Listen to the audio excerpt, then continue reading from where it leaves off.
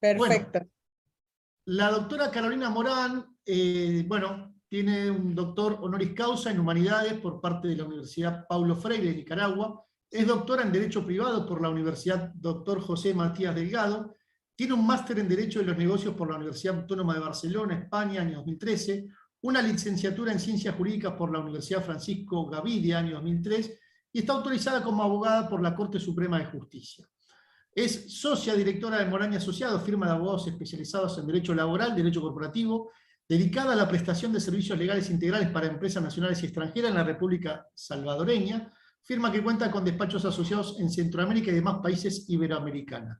Estuvo también en el Ministerio de Trabajo y Previsión Social en el periodo 2002 al 2011, a partir del año 2005 fue directora general del Trabajo, es asesora externa de las siguientes instituciones: Corte Suprema de Justicia, Consejo Nacional de la Judicatura, al igual ha sido asesora también del Centro Nacional de Registros, Comisión Ejecutiva Portuaria Autónoma, CEPA, para sus empresas, Aeropuerto Internacional de El Salvador, Puerto de Acajutla, Puerto de la Unión Centroamericana y oficinas centrales, Arbitraje, Procuraduría General de la República, Tribunal Supremo Electoral, Procurador para la Defensa de los Derechos Humanos. Consultora de los siguientes organismos: Unión Europea, USAID, Organización Internacional del Trabajo, PNUD.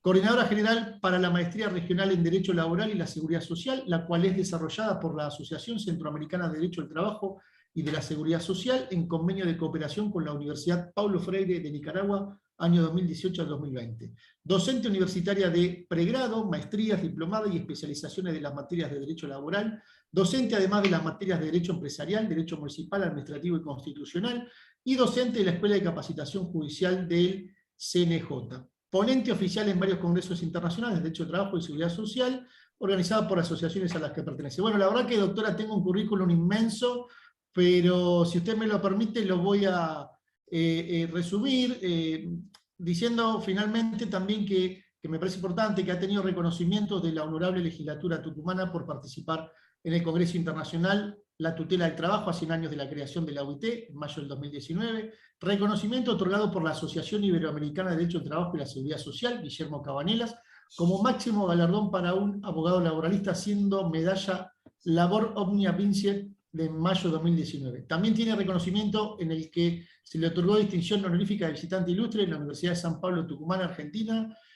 Fue declarada visitante distinguida por parte de la Municipalidad de la Ciudad de Santiago de los Caballeros, hoy la antigua Guatemala, en noviembre de 2016, y es profesora distinguida de varias universidades de Iberoamérica. Finalmente, también para terminar y para que exponga la prestigiosa colega, es presidenta de la Junta Directiva de la Asociación Centroamericana del Caribe de Derecho del Trabajo y de la Seguridad Social, y primera vicepresidenta de la Junta Directiva de la Asociación Iberoamericana de Derecho del Trabajo y la Seguridad Social, Guillermo Cabanelas, y ha modificado el tema porque lo ha ampliado. La doctora Carolina Morán de El Salvador nos va a hablar sobre el futuro del trabajo y del teletrabajo. Doctora, muchísimas gracias por su colaboración aquí y estamos muy prestos a escucharla. Muchas gracias, doctor, por la presentación. Y sí, un gusto para mí estar con ustedes en estos últimos días del año, hablando sobre temas que nos apasionan a todos los laboralistas, como son los temas del derecho del trabajo y la seguridad social. Para mí es un placer haber aceptado este reto de compartir con todos los amigos de Iberoamérica, el doctor Manuel Nogueira, que nos ha acompañado, y a todos los demás amigos y colegas que siempre han estado empujando este mundo del derecho del trabajo y aprovechando lo que es la virtualidad para llegar a todos los espacios que podamos llegar. Gracias, Reinaldo, por la invitación, de estarnos ahí presionando para tal día, para tal hora, para que este evento sea un éxito, porque de eso depende, cuando nos toca organizar, el poder llevar a cabo y estar encima de los ponentes para que todo salga a la perfección. Mi agradecimiento, Reinaldo, y a todos, al doctor Souto Diego, que el día de ahora nos conocemos, y mi agradecimiento a todos los colegas abogados unidos, como también a los abogados laboralistas sin fronteras, a mis amigos de la Iberoamericana que están presentes, a Pedro, que lo estaba viendo por ahí, y otros amigos de la Iberoamericana, a la nieta de Pedro, que también la estábamos viendo ahí en la pantalla, a Augusto Valenzuela, a Alma, a Leticia, a todos los amigos que nos están acompañando en esta jornada de esta tarde-noche para los amigos argentinos. El tema que yo les voy a conversar un poco, que es un tema que para los laboralistas ya está hasta trillado, por decir así, que ya es un tema que todos estamos hablando, que es el futuro del trabajo y lo que es también el tema del teletrabajo y ese derecho que tenemos los que nos toca laborar de podernos desconectar. Me voy a permitir proyectar lo que es la presentación para irme acompañando de estas diapositivas que he preparado para esta pequeña jornada que estamos desarrollando. Comentarles que el tema del futuro del trabajo es un tema que no es novedoso, ya tiene años que está en la palestra de todos los laboralistas, de todas las universidades. Incluso es un tema en el que la Organización Internacional del Trabajo ya ha venido acompañándonos y ha venido dando ciertas directrices, ciertas líneas a través de la comisión especializada que se ha creado para el tema. ¿Qué pasa con el tema del futuro del trabajo? Fíjense que todo lo que es la revolución tecnológica, que es a lo que se debe esta nueva era prácticamente, que viene a marcarnos unos grandes cambios y que nos ha hecho que a pasos agigantados evolucione el mundo del trabajo. El mundo del trabajo tiene una de las características, el derecho del trabajo tiene una característica que es el que se mantiene en constante evolución. Es la que más me gusta a mí, porque si nosotros estamos evolucionando, estamos cambiando, estamos generando cambios, los abogados, los litigantes, los empresarios, los sindicalistas y todo lo que tienen que ver con el mundo del trabajo deben de evolucionar también. Entonces nos estamos cambiando y a pasos agigantados la tecnología nos lleva como corriendo. ¿Y qué es lo que pasa con el mundo del trabajo?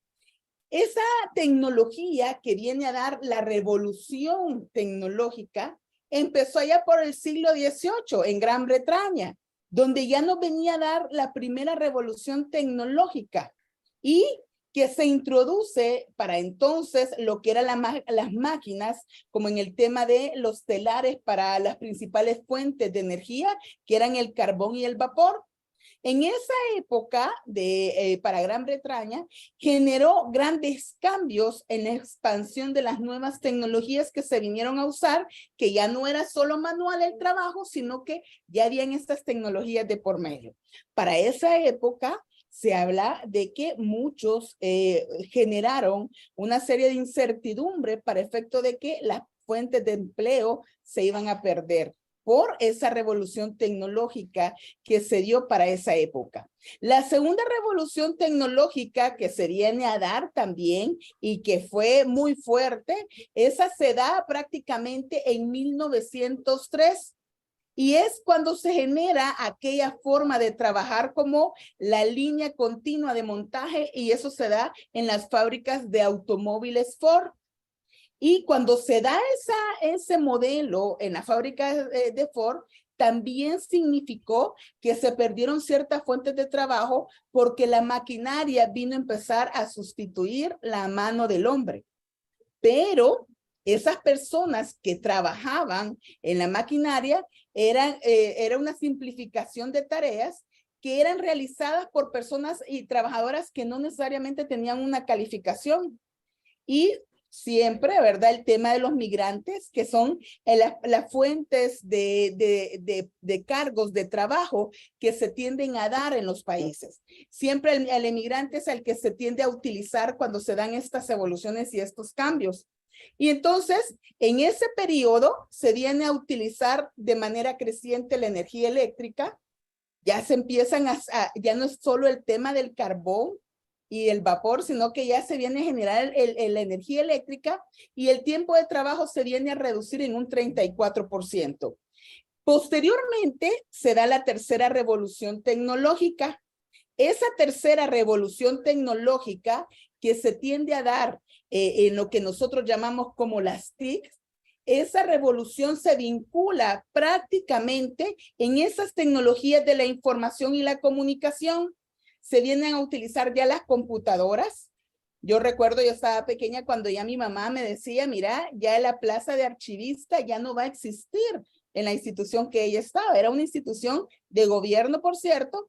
¿Por qué? Porque surgieron las computadoras y la forma de trabajar de manera industrial y personal fue cambiando, fue cambiante. Ya se empiezan a introducir los teléfonos móviles, el internet. Con el tiempo en sí ha venido evolucionando tanto que ahora es más fácil tener un teléfono móvil o tener el internet que otros aspectos.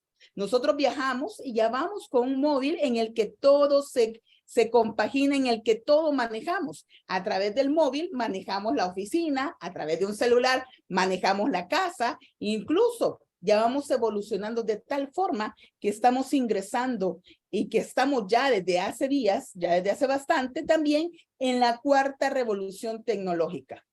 Esta cuarta revolución tecnológica se centra en la industria y viene a caracterizarse ya no porque el tema del internet, ya no es necesario solo el tema de internet, sino que ahora vamos con un tema que nos interesa más que nuestros ordenadores estén potenciados y que tengan un almacenamiento en el cual no veamos ese mensaje de que está saturado por los proyectos que estamos desarrollando o los patrones de una maquila a la hora de confeccionar que se saturó la memoria de un ordenador, sino que ya va en esta revolución tecnológica, ya vamos viendo el aumento de la potencialidad que se tienen en los ordenadores, el procesamiento de los datos, nos hemos vuelto más exigentes, incluso pedimos hoy en día un móvil o una computadora que tenga, si es posible, un espacio ilimitado en el que podamos almacenar hasta en las nubes, que es lo que llamamos esta parte de la revolución tecnológica,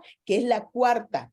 Y esas tendencias de las computadoras hacia el aumento de ese almacenamiento, el procesamiento de los datos, viene a dar como consecuencia los costos unitarios a la hora de la información procesada. Es de hacer ver que el almacenamiento en la nube que nosotros podamos realizar nos viene a evitar o nos viene a generar el que si perdemos una computadora o perdemos un teléfono, la información no la perdemos porque está alojada en la nube. Hacia eso va esta cuarta revolución tecnológica y que va también amarrada a lo que llamamos hoy en día la inteligencia artificial. Esta inteligencia artificial, que también la denominan inteligencia computacional, viene a ser aquellos hechos en los que las computadoras ya determinan el entorno, el conjunto o aquellas situaciones que se utilizan para un modelo conformado por reglas o patrones de comportamiento. Y ahora usted, cuando a veces uno dice, bueno, si yo solo estaba pensando en buscar un tema de un libro, y de repente usted empieza a encontrar en su celular, usted abre una red social como es Facebook, Instagram, y usted empieza a encontrar anuncios en torno al tema del libro. Y entonces usted empieza a ver otras opciones. Y entonces dice, bueno, este celular me está leyendo la mente. No, es la inteligencia artificial. Viene a ser esos patrones de comportamiento que nosotros realizamos y se diagnostican, se hace un diagnóstico, la misma tecnología, y viene a caracterizarse en esa situación o esos indicadores que se van a seguir para un objetivo principal. La inteligencia artificial, conocido por sus siglas como IA, tiene limitaciones, porque no obstante, usted puede encontrar algo, pero ellos parten del conocimiento codificado. Y ese conocimiento codificado, susceptible de ingresarse en una computadora para un procesamiento, también necesita la mano del hombre. Necesita siempre que la mano del hombre, como principal fuente de las relaciones laborales, esté en el centro de esa inteligencia artificial. Sin embargo, la realidad no siempre es codificable, especialmente en los referidos a aspectos afectivos, las relaciones sociales y a las expresiones artísticas y creativas. En esas áreas, aunque tengamos la mejor inteligencia artificial, bien difícilmente se va a lograr esa situación de que logramos incluso con un abrazo, o con decirle a un colaborador un apretón y decirle, has hecho un buen trabajo. La inteligencia artificial, no obstante, está siendo el centro hoy en día de muchas situaciones a la hora de regular el tema de derecho laboral, pero nunca va a suplantar la mano del hombre. Atrás de esta forma de codificar, atrás de la generación de computadoras, atrás de la generación que conlleva a esta era en la que estamos viviendo, y hacia esa era del futuro de trabajo, siempre debe de ser el centro la mano del hombre, el ser humano. Es de hacer ver que la robótica y los fabricantes inteligentes ya están usando robots que vienen a sustituir a trabajadores. Esto se ve impulsado por la implementación de sensores en tareas que son codificables y que incluso hay alta calidad y control y precisión a la hora de que son utilizados por robots.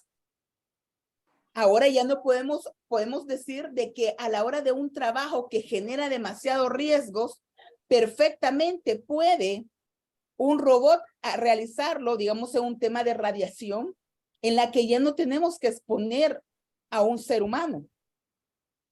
Sin embargo, detrás del robot está la mano del hombre. Es de hacer ver que los costos que genera la demanda para hacer un número de robots para Corea, Japón, Alemania, Italia, Suecia, Dinamarca, Estados Unidos, Finlandia, Taiwán, aunque la mayor tasa de robotización se está generando también en China. Nosotros podemos ver a las grandes empresas como Amazon, que ya tiene incluso supermercados que usted puede ir y que no hay ningún trabajador y que perfectamente pasa su tarjeta y usted hace su compra. Y les comparto, entre un paréntesis sobre este tema, en El Salvador, y yo lo he medido recientemente en viajes que he realizado en Centroamérica y un par de países de Sudamérica, aunque existe este tipo de supermercados, el tema cultural va de la mano. Y mientras tengamos una cultura, como no me ven, puedo incumplir este tema, aunque sea la mejor tecnología robótica, va a haber países que va a ser difícil poderlo implementar. Siempre va a estar la mano del hombre. Y por ejemplo, a la hora de que tenemos todo robotizado y están viendo que no cuadra la venta con el producto, ponen a 1, 2, 3, 5 personas para cuidar el producto. O sea, siempre tiende a haber cierto margen y depende también de un tema cultural y de un tema de cambio para poder generar esta situación, para poder evitar estas situaciones. Ahora bien, ¿qué pasa con las TICs y la tecnología de la información? Las TICs y las tecnologías de la información, no obstante, la mano del hombre está empujando y la parte industrial de nuestros países están empujando a robotizar muchos aspectos, muchos procesos. Hoy por hoy, las TICs, las tecnologías de la información juegan un papel muy importante y que lo vimos, no obstante, las TICs ya estaban en auge desde hace mucho tiempo, pero no le miramos la importancia que le vemos hoy en día. Nosotros pudimos haber hecho este evento a través de esta plataforma, lo pudimos haber realizado antes. ¿Por qué no realizamos este tipo de eventos o de reuniones a través de esta plataforma cuando ya existían antes de la pandemia? Porque no nos vimos en la necesidad. La pandemia nos hizo ver nuevas formas de generar ingresos, nuevas formas de acercarnos a la población, nuevas formas de hablar con nuestros familiares. Aquella persona o a los que nos dio COVID y que estuvimos hospitalizados, la única forma de tener contacto con nuestros seres queridos fue a través de estas plataformas virtuales que permitían una reunión grupal. Entonces, las TICs siempre van a estar también y van amarradas a estas nuevas formas del futuro del trabajo. ¿Qué pasa con las TICs?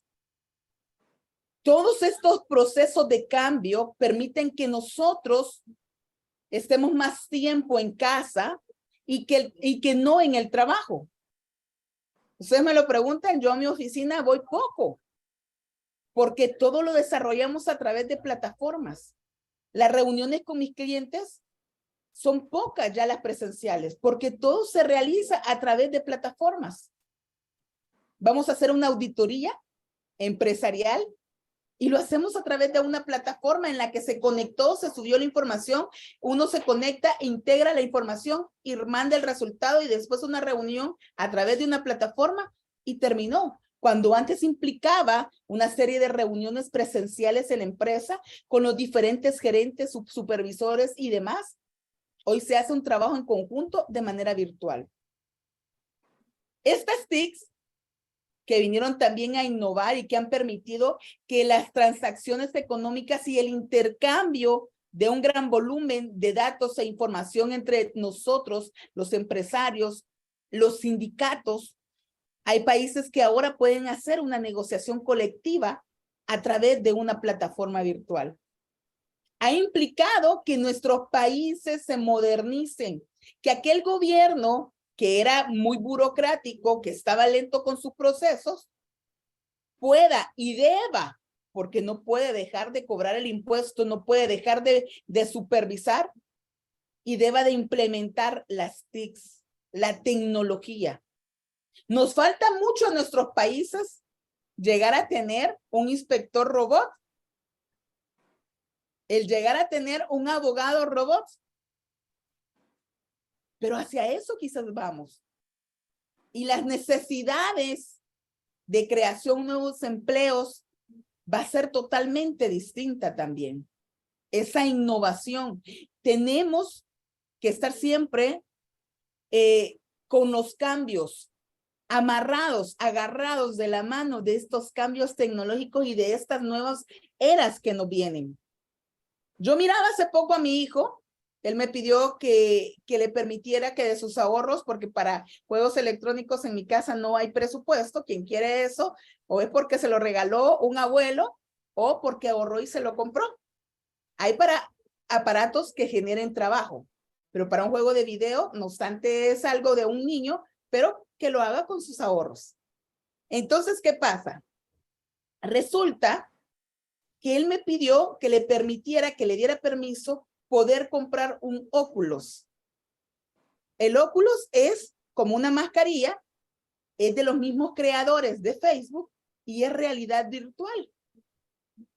Y él me decía, mami, no lo satanices. Hacia eso van tus reuniones. Tú ya no te vas a reunir con tus clientes por Zoom, por Teams, por Skype.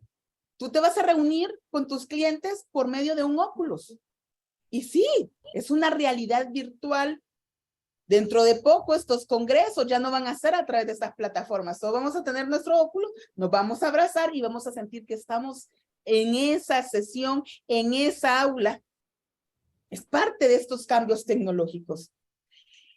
¿Qué pasa con las oportunidades de empleos emergentes y esa posibilidad que se da con las TIC? Todos los países del mundo están creando más y mejores puestos de trabajo, lo que tiene implicaciones económicas sociales positivas para los trabajadores y la sociedad. Eso lo dijo el director de Innovación para el Desarrollo Mundial de las TIC del Banco Mundial. ¿Qué significa? Oportunidades de empleo emergentes. Todos nuestros países los van a crear. Y estas plataformas digitales de trabajo que ya están clasificadas como las grandes categorías, plataformas de trabajo en línea, tareas a las plataformas de trabajo localizado. Esas plataformas que ya las utilizamos, porque miren, el que dice que no está abierto a los cambios tecnológicos, es mentiras. Todos lo vivimos, el cambio tecnológico. Todos. Por ahí decía un colega de la asociación, Carol, es que tú sos muy tecnológica, yo no lo soy. Y yo le preguntaba un par de cosas. Y a la hora de viajar, ¿cómo compras el boleto? Y a la hora de un hospedaje, ¿cómo lo buscas? Ah, sí, eso es tecnología. De manera directa o indirecta, la estamos utilizando. Y entonces estas plataformas digitales de trabajo, cuando hablamos de esas dos grandes categorías, esos trabajadores que vienen a realizar tareas o encargos en línea o a distancia, servicios de traducción, servicios jurídicos, financieros, de patentes, de diseño de programas informáticos, de plataformas, o lo que consideramos también como trabajadores autónomos, y que se hace a través de esa plataforma en línea. Esa es una de esas categorías.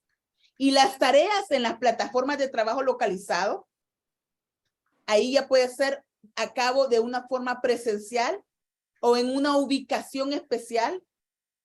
Y eso incluye el transporte, el vehículo, el conductor, con un conductor, o sea, el reparto, las reparaciones a domicilio, incluso el trabajo doméstico y prestaciones de cuidado. Todos estamos ya en esas categorías. Hasta la hora que nos da hambre, agarramos nuestro celular y buscamos una plataforma. Ese potencial de ofrecer oportunidades y ventajas para generar ingresos se ve en beneficio de ciertos sectores y se pueden utilizar esas plataformas para acceder a una fuerza de trabajo a escala global y local a fin de mejorar su eficiencia, el aumento de la productividad y gozar de una mayor proyección en el mercado de trabajo. Sabemos que todo esto nos va a generar problemas también. Y es así que puede existir irregularidad del trabajo y de los ingresos. O sea, no puedas dar una afectación a lo que a mí me pagan normalmente, si también las reglas no están claras. Los problemas de las condiciones de trabajo, el problema de la protección social. ¿Cómo voy a garantizarme o cómo me va a garantizar mi nuevo empleador que está en Australia y yo en El Salvador que gozo de protección social? Si este empleador que yo tengo hoy en día no está domiciliado en El Salvador, ¿cómo se me va a garantizar a mí el derecho a la salud a través de un seguro social si mi empleador no está domiciliado en El Salvador? Yo recibo en El Salvador mi salario, o vámonos más allá, ¿cómo se me va a garantizar ese derecho que los convenios 87 y 98 de la OIT me garantizan? El derecho a la libertad sindical y la negociación colectiva. ¿O será que vamos a generar sindicatos virtuales que no van a necesitar de una personalidad jurídica, de un ministerio de trabajo o de una autoridad laboral? El tiempo de trabajo también. ¿Cómo me van a garantizar a mí mi derecho a la desconexión? Miren, hay normativa que ya regula el teletrabajo y ese derecho a la desconexión. Sabemos, yo me voy a ir saltando ciertas diapositivas porque si no me van a regañar por el tiempo, pero sabemos que el teletrabajo debe de ir amarrado a ese derecho a la desconexión que yo tengo. Hay países que el tiempo de trabajo ya lo regularon. Bueno, todos los países tienen regulado el tiempo de trabajo con los límites legales que la Constitución o las normas secundarias han establecido para cada uno de nuestros países. Pero ese tiempo de trabajo, y que sabemos que hay convenios internacionales de la OIT, como son el convenio sobre las horas de trabajo, conocido como el convenio 30, sobre las 40 horas también, sobre el descanso semanal, sobre las vacaciones pagadas. Sabemos que hay una normativa laboral que aborda estos temas. El convenio sobre el trabajo nocturno y el convenio sobre el trabajo a tiempo parcial, ratificado por Guatemala, de los pocos países que lo ha ratificado. Sabemos que están establecidos esos límites, pero la salud de los trabajadores tiene que estar por encima de cualquier situación que se pudiese regular o no regular en un estado miembro de OIT o en un estado.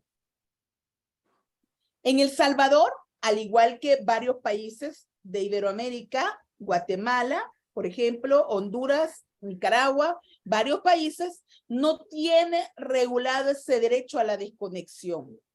El derecho a la desconexión de los empleados es ese derecho a que ya no va a contestar ni una llamada de teléfono de su jefe de la empresa o que le genere trabajo con la empresa. Puede ser de un cliente. Ya no va a contestar un WhatsApp, ya no va a contestar ninguna información que le soliciten de cualquier medio, porque tiene un horario de trabajo. Si en nuestro país no se ha regulado esos derechos a la desconexión laboral, no significa que no tiene derecho a desconectarse. Hay países que sí ya lo regularon, incluso que si el jefe le escribe un WhatsApp fuera de la hora de trabajo y yo lo contesto, me debe de pagar mi tiempo extraordinario. Ese derecho a poderme desconectar de la tecnología, porque existen límites en la jornada laboral. Tengamos o no tengamos una ley de teletrabajo aprobadas en nuestros países, tengamos o no tengamos una ley que regule el derecho a la desconexión laboral, mi derecho a desconectarme es porque el Código de Trabajo establece que yo no voy a laborar más de 8 horas en jornada diurna. Por lo cual, mi hora de trabajo es hasta las 4 de la tarde, 5 de la tarde.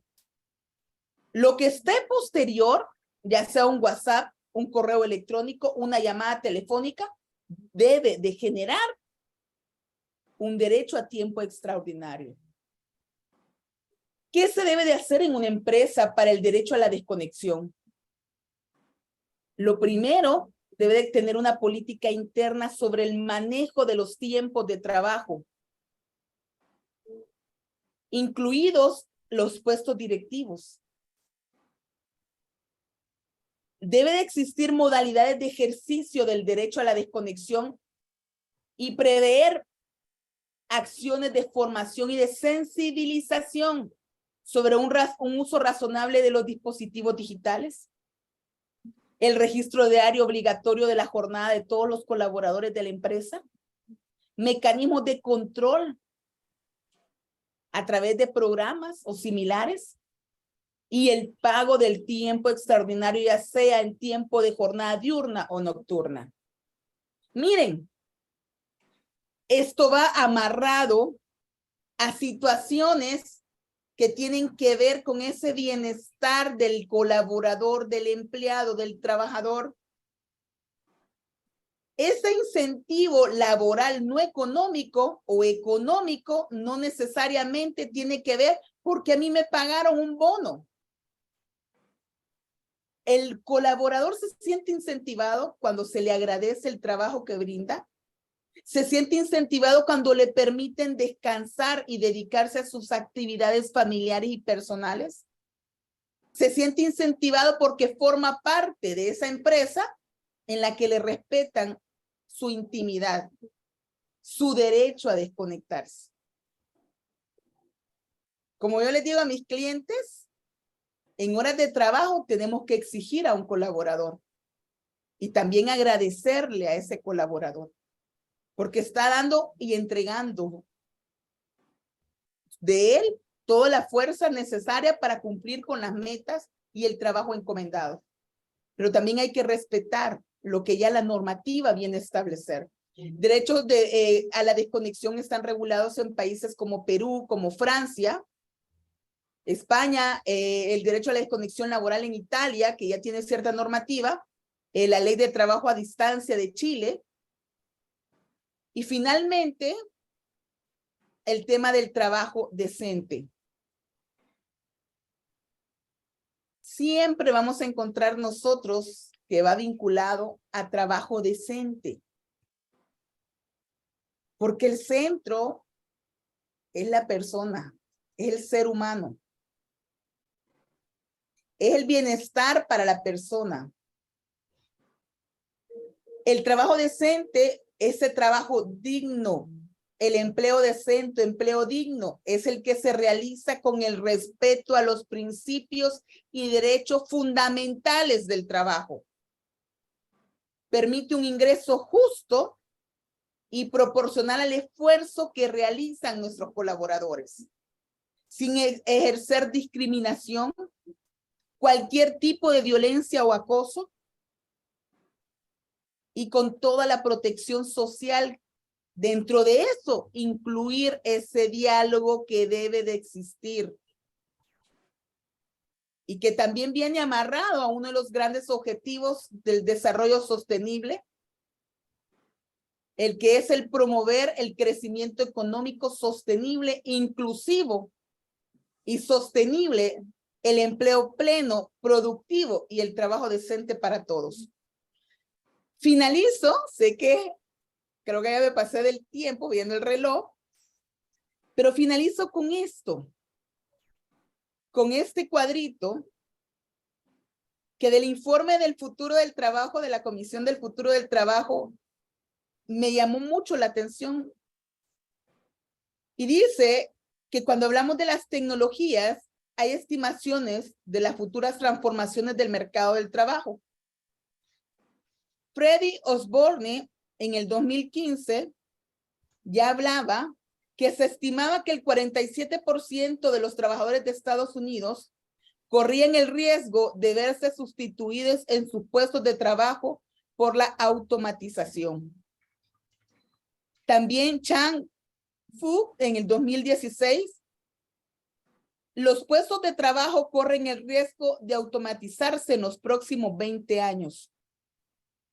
En el 2017, McKinsey Global Institute manifestó que si bien era cierto que se pueden automatizar por completo menos del 5% de los puestos de trabajo utilizando tecnologías con validez comprobada, alrededor del 60% de todos los puestos de trabajo tienen al menos un 30% de actividades que pueden ser automatizadas.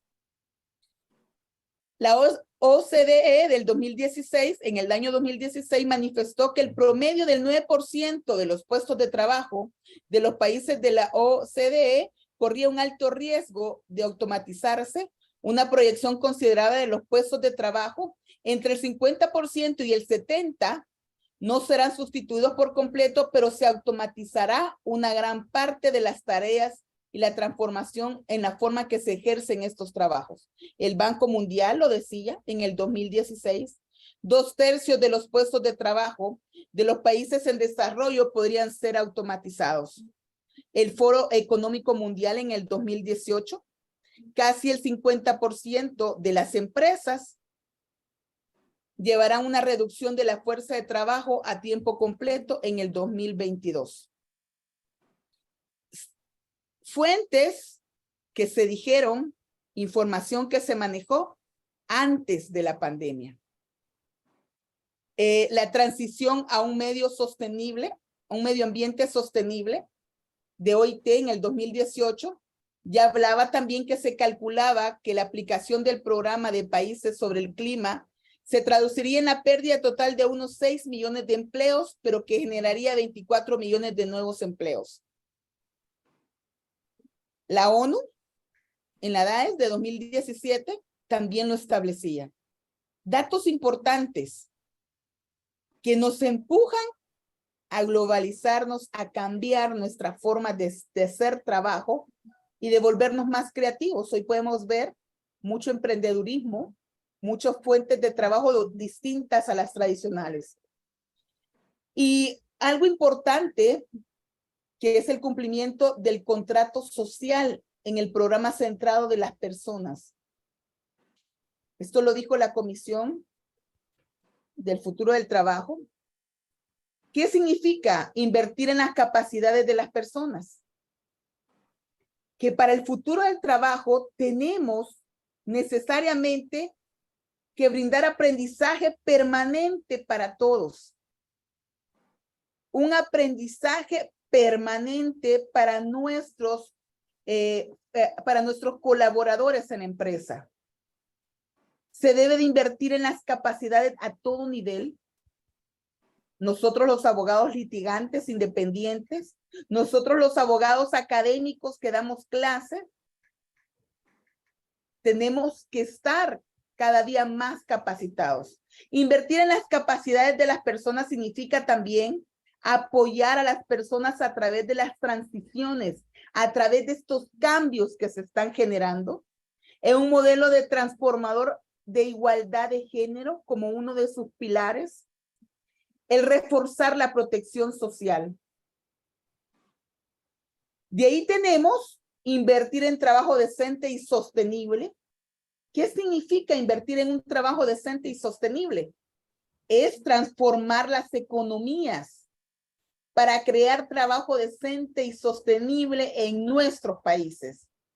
Es reorientar los incentivos hacia un modelo empresarial económico centrado en las personas.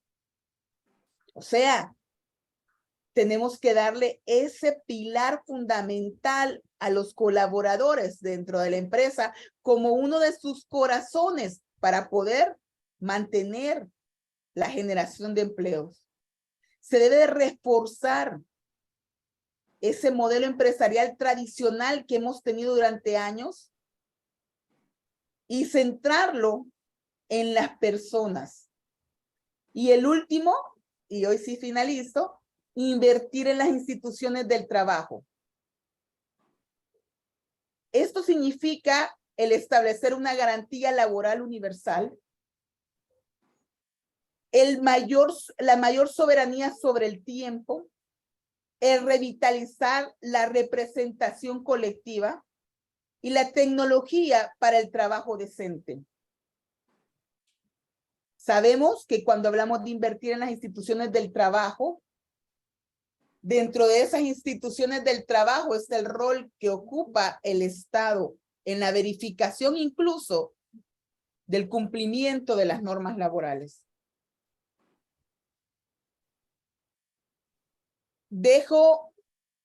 Termino y cierro diciendo que en este mundo que cada vez es más globalizado,